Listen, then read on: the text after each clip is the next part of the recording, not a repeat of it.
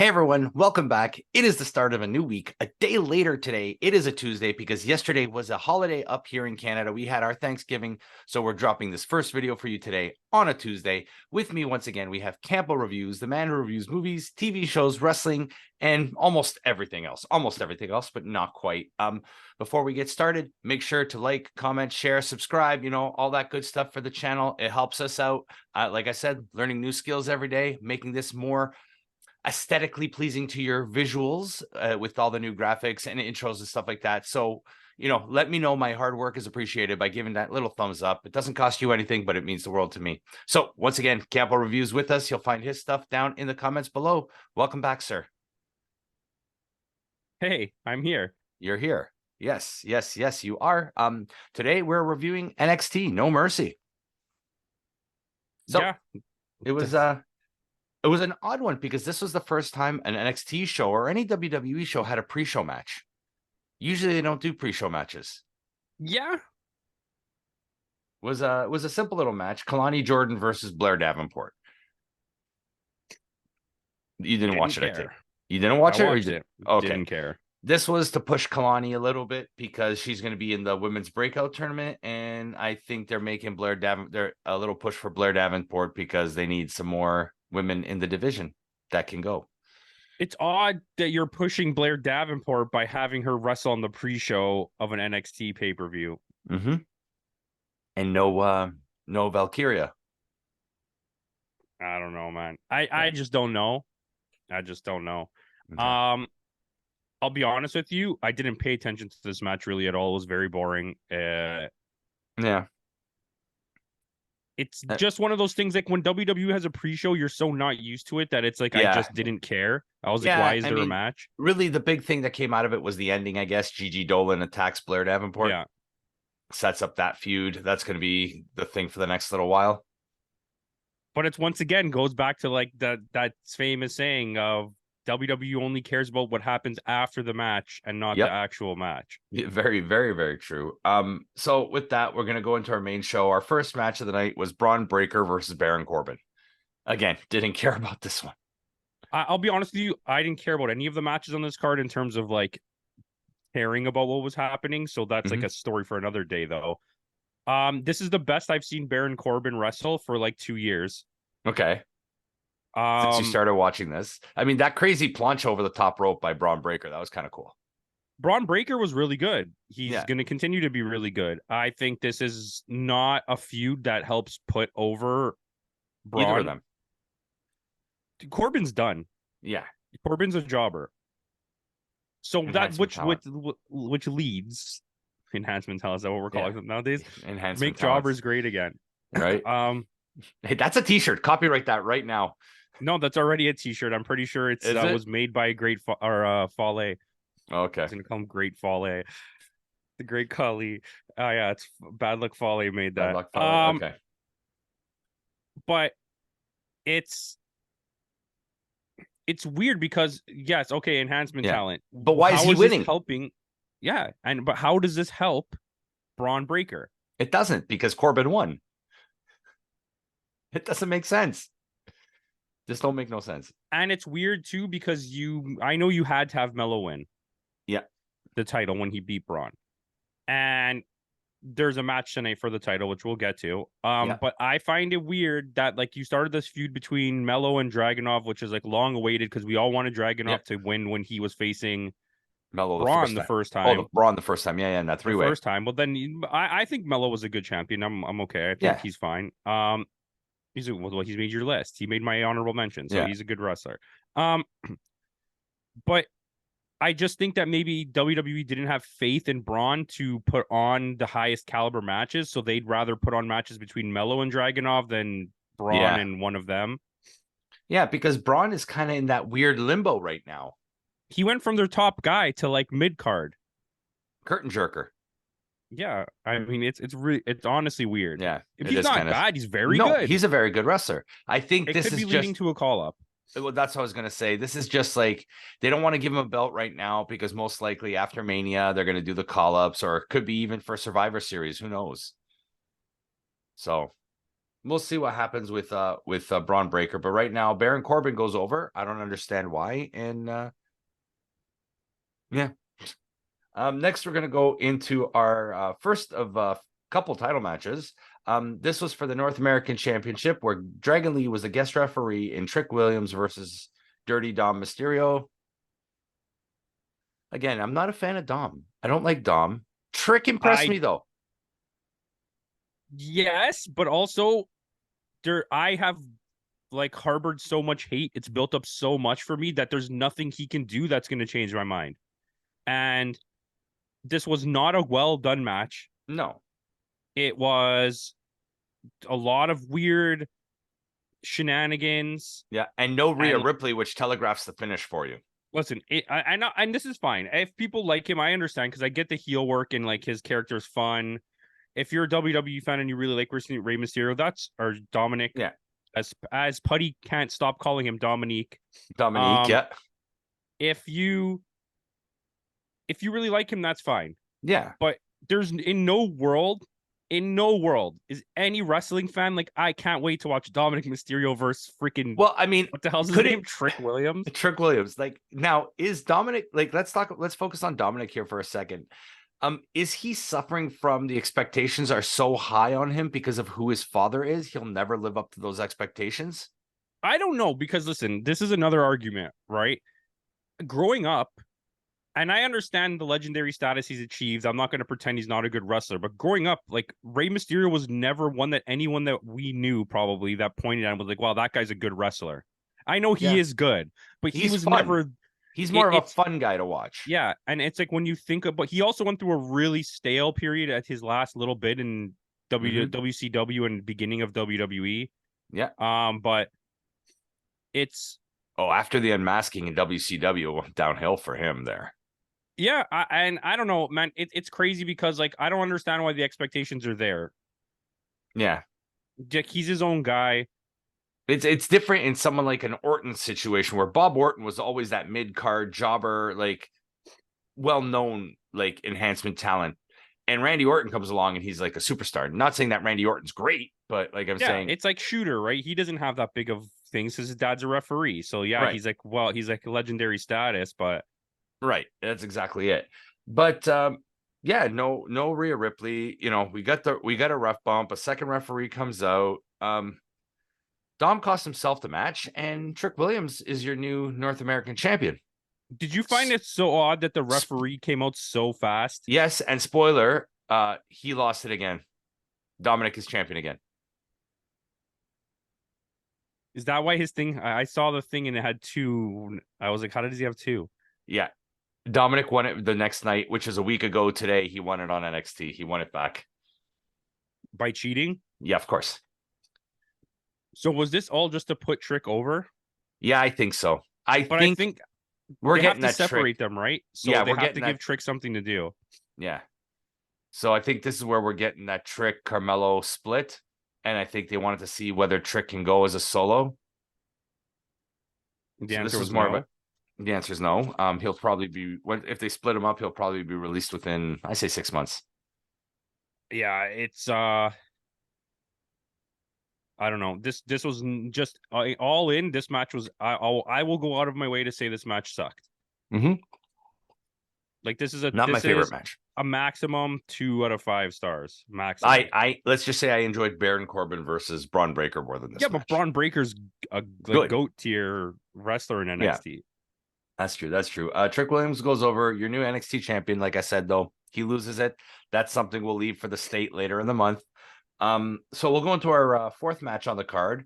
It's the family defending the NXT Tag Team Champions against the Creed Brothers, Angel Garza and Humberto Carrillo, and OTM.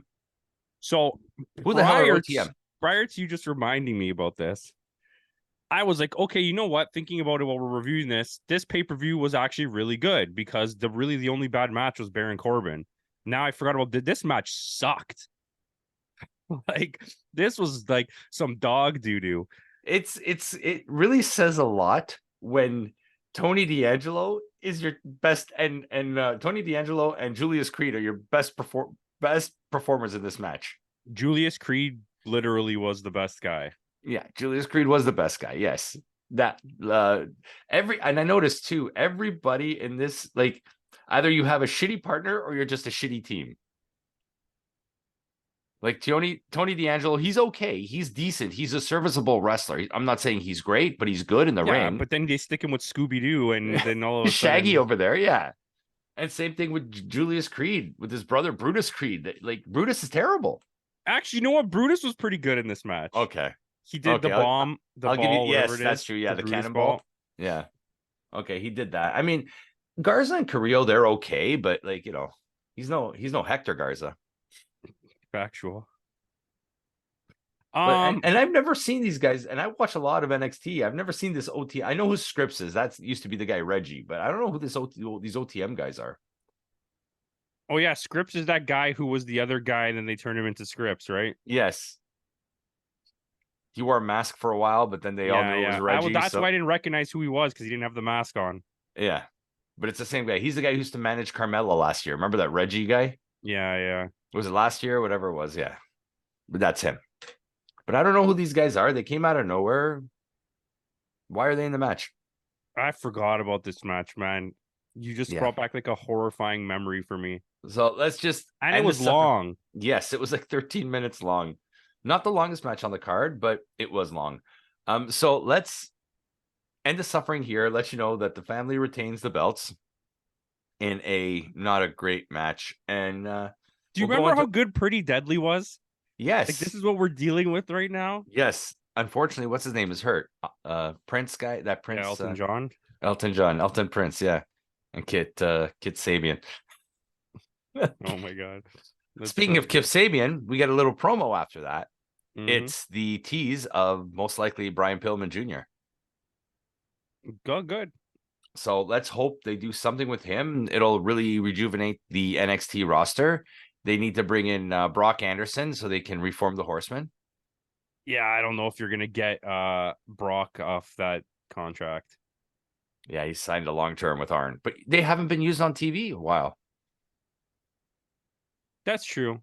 But they did that whole storyline where they kind of wrote him off when the Bullet Club beat him up or whatever happened. That's true, yeah. That. Because now, what's his name? Griff Garrison is jobbing out to them. Poor Griff. Yeah, I miss that guy. They had something there. But with that, we're going into the Heritage Cup British Rounds rules match for the NXT Heritage Cup. It's Noam Dar defending his championship or his trophy against Butch, Pete Dunne, whatever you want to call him. He's still Butch, right? Yeah. Spaghetti legs. Yeah, Lady and the Tramp. That's what I call him. But this was a good match. I enjoyed this match. I enjoyed the back and forth. It was good. I hate Pete Dunne. I don't understand the appeal. I don't get why anyone likes it. He's a greatest hits, and it's just like 20 minutes of him twisting people's fingers. But which you stole from Zach. Yeah, this is a good match. This was a really good match. This is the best I've seen Noam Dar since coming back. Yeah. And I really like the faction that he has there. What are they called? 4chan? That's good. They should keep that name. Forgot. I don't know what they're called. I don't know what they're called either, but yeah. That faction. I like the faction. The faction's good. It's more factions is a good thing.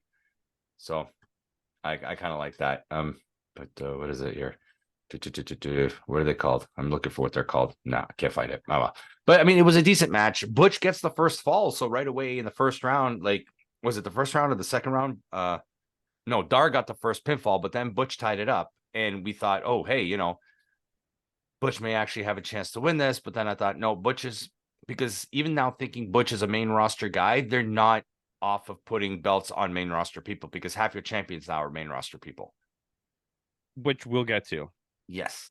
But I mean, there was that little clock by the elbow after the bell that the ref was bad in this match. That's the one thing I have to point out. The ref was no good in this match. Like, he missed a lot. Kayfabe bad, or like kayfabe bad. He was he missed a lot of stuff that was pretty obvious, like that was right in front of him. Yeah. Like, the elbow was really bad. The elbow, like, it was well after the bell. Everybody said it was well after the bell. Oh, the ref didn't see it. Like, but he didn't. He missed a lot of stuff in this match. But not to take away from the match. It was a decent match. The best I've seen Noam Dar. Butch was okay in this match. Like you said, I know you're not the biggest fan of Butch, but it was a good The match. fridge holds him back. Yeah. So with that, gonna go into our next match. Before that, they announced 2 pay-per-views, not pay-per-views, but Deadline's coming back on December 9th. So they're gonna do that weird 5 pinfall, whatever. Remember the 5 people? Yeah. They're doing that again, and there's gonna be a 2-week event, Halloween Havoc. So a 2-week event? yeah, like for 14 days it's gonna happen? No, it's the 2 episodes of NXT Halloween Havoc. So it's like night 1 and night 2. So most likely we may not review the Halloween Havoc unless there's a really good match, but we'll probably do the Deadline one. So with that, we're going to go into our next match. Our next match is for the NXT Championship. It is Carmelo Hayes versus Ilya Dragunov. Holy shit, I got to add this to the Match of the Year candidate. Yeah, that's fair. I'll take it. I got to add it to the match. It was a fantastic match. Good back and forth. These two are the future of wrestling. Ilya Dragunov is the most underappreciated wrestler in all of wrestling, I think. When he was in NXT, I didn't really pay the UK one. I didn't really pay too much attention to him. But now that I'm starting to see him more and more in the regular NXT, I'm really becoming a fan of this guy. And he's still fairly young too, isn't he? Yeah, he is. And he is popular. Don't get me wrong on that. Yes, he is. He's not popular in the way that he should be. Yeah. Like only the NXT fan base really, really knows about him, right? Like I don't think the main roster people know that much about him. Yeah. But these two guys are really, really good. They're both under the age of 30 for one thing. Carmelo, even now, I liked his little intro, like the banners hanging. He beaten so and so, and like each person he's defeated while champion. It's a banner kind of thing, which I really enjoyed. Carmelo's starting to find his character. He's starting to find a little bit more personality. He's adding a little bit personality to his character, and if he can find that right character, that right personality, Carmelo can go far. Yeah, and this was a weird match too because they're both tweeners. For WWE, you don't see that. No, but except maybe Seth Rollins versus Shinsuke, that's the story for another day. But pay attention. Wait for that one on Thursday. But yes, they're kind of turning. Yep, they're turning Carmelo heel and they're turning Dragunov face. Yeah, is like how it feels. Yeah, a little bit like that. But it was a fantastic match though. Like at one point, they didn't shy away from the blood. Usually they cut away. Dragunov bleeds a lot. I don't know if anybody noticed that. Every match he has, he bleeds. He's like the John Moxley. A light breeze comes by and Moxley's already bleeding. Yeah, because I don't think he bladed. I think he's got split open hard way. Yeah. But I mean, it adds to the match though. It adds to the effect. It adds to, you know what I mean? It adds to it. Yeah, it made it feel gritty, and it was an excellent match all around. There was so much good ring work. They scouted each other. Yeah, they scouted each other really well. They were able to counter each other's moves, kind of thing. Mellow matches have a lot of counters. I noticed that. Yes, that's like his thing. But Dragunov needs to find a better finishing move. Yes, his finishing move is so stupid, and I don't know if you notice it, he hurts his elbow every time he does it. Yeah, it's a fist off the top rope, isn't it? Yeah, but he hit the way he does it is he puts all his weight on his elbow and hits it on the floor next to you, so it looks like he's punching you, but he's not even doing that. Yeah, right. But you could see he's hurting his elbow every time he's doing it. Yeah, because he's kind of holding it after the match. Yeah, it also looks really stupid. Yeah, but and it was a good time. You got yourselves a new NXT champion. It was the right time for a title change. Yeah, I gotta say, I got a little excited. Yeah, it was really, really good, and I don't mind title changes. Don't do title changes for the sake of title changes, but it felt right at this point. Unlike a match that we're going to review later in the week, Seth Rollins versus Nakamura, NXT is not afraid to do those title changes every now and then. Just a surprise. You don't want to drag out 5 matches with Dragunov and Carmelo Hayes and then never pull the trigger on the finish. You know what I mean? Yeah, if you're going extended series of matches, eventually the other guy needs to win, I think. Right, so now you have Dragunov and Carmelo with a win apiece. This next match, when they're gonna do the Carmelo takes his rematch, it's gonna mean all that more special that they have a win apiece. This is for bragging rights now. This is not just for the championship. You know what I mean? And I think what will happen is either Dragunov's gonna win again, or Melo is going to win by cheating, and Dragunov's going to get called up to the main roster. And this one was just a quick. My think is Melo's going to lose because Trick Williams is going to cost him. And that's where they're going to do the split. And then Melo's going to the main roster. Yeah. One of those two is going to the main roster. Yes. Dragunov, I don't think just yet. But, I mean, other than that. So, like I said, Ilya Dragunov is your new champion. We go into our main event of the night. NXT Women's Championship match, Extreme Rules match, Becky Lynch defending the championship against Tiffany Stratton. So, there's two things that I hate. It's Trick Williams and the current NXT Women's division. Yes. This was a really good match, though. Everything I say that I ever said about Tiffany Stratton, she put on one of the best performances I've seen in a women's match in WWE in like forever. And we know it was Tiffany Stratton because Becky Lynch, as good as she is, she's not the type of person to carry a match. But she also did really well. She did. They both, like, not to take away, but I mean, like, out of like the. No, I get what you're saying. Like, Becky Lynch is not as great as everybody says she is. Yeah, she's very not a Charlotte Flair. No, she's not an Asuka. She's not a. I wouldn't even put her in the like a Bayley category. Okay, that's fair. But I mean, she's really good though. Don't get me wrong. But this was a fantastic match. There was a spot that I know, and trust me about this because I know this hurts. When Becky rammed a shopping cart into Tiffany Stratton, and then Tiffany jumped. She jumped up and to like make it look better, but then landed right on top of the thing. I know exactly what you're talking about. And that hurts. I can tell you that hurts because I've done that. No kidding, that hurts. I would freaking cry. Yeah.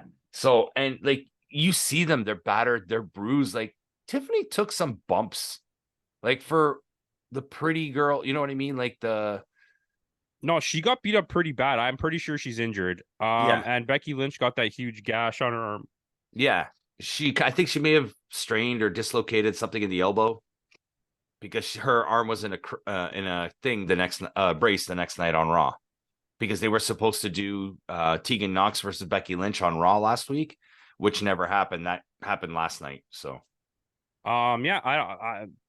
just good match, solid match. I was very surprised by both of them.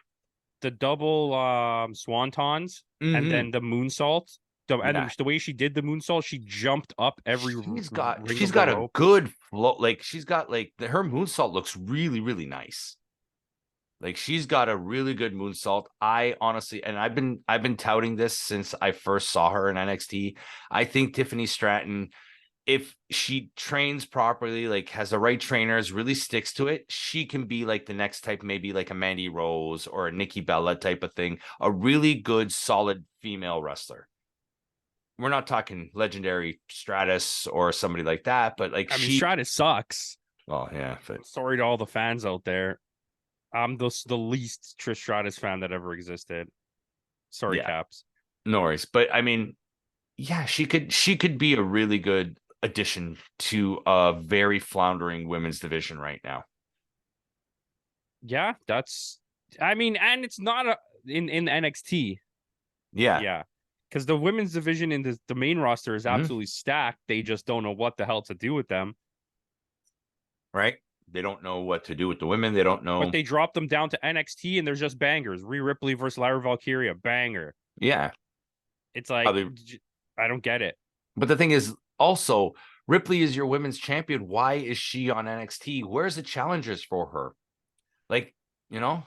Well, I think this is they're doing the job. The point of Rhea being there was to put over Lyra. And then now start a feud between Becky and Lyra for Tiffany to drop the belt to Becky so she doesn't have to lose it to Lyra, and now Becky's going to lose it to her. Okay. Makes sense. And like this is both Irish, right? Aren't they both Irish? Yeah. And this was also a good way to put, even in the loss, you put Tiffany over with this match. Yeah, that's what I'm saying. When it was an absolute fucking banger. It was. So this is the type of show that after a slow start, it really redeemed itself with the last 3 matches. And with that, what would you give this? So what would you score this show? Honestly, I've been having this trouble lately where I watch the thing, I enjoy them or I don't enjoy them, and I don't think of a score. So I get here and it's like, oh, now I got to score this thing. We can't not score it anymore. We've been doing it for 2 years. 7.4 because I want to go higher, but I think the second and third match are not good, and the pre-show match was irrelevant. Yeah, and I know we don't really count pre-show matches, but yeah, and you're gonna laugh because I gave it the exact same score. Really? Yeah, exact same score. 7-4. I thought the exact and now same you thing. guys know we're not BSing this because I just came up with that score on the spot. Yes. And if you want to see, I have it in my notes. 7.4. Don't look at the notes. Don't look at the notes. Yes. But yeah, with that out of the way, guys, did you watch NXT No Mercy? If you did, let us know your thoughts in the comments below. And did you watch any of the other events we're going to be reviewing this week? We're going to be reviewing Wrestle Dream, which comes out tomorrow on the Wednesday. And we're going to be reviewing WWE's Fastlane, which happened this past Saturday on the Thursday. Next week, we're going to be reviewing the New Japan Destruction in Ryugoku. So Ryugoku. Yes, that is with the main event of Yoda. No, that was Tsuji last week. It's going to be Sonata versus Evil for the belt. A lot of Sonata. So with that I'm excited because that's the only story I care about in wrestling right now. Sonata and Evil. Yeah, because it all depends on what's going to happen. It could be the best storyline. Yeah, it could be. It could very well be. And here's a little bit of news. Leo Rush is injured, so he won't be in the match. So who's just Mike Bailey? I don't know. I think there's a substitute. There is going to be a substitute, but yeah, Leo Rush, I believe, is injured, so he won't be competing in the match. No. Yeah. But we shall see. With that out of the way, guys, thanks again for joining us. Tune in for the rest of the week. We got 2 more reviews coming out for you, like I said. And in the words of Kenny Omega, goodbye and good night.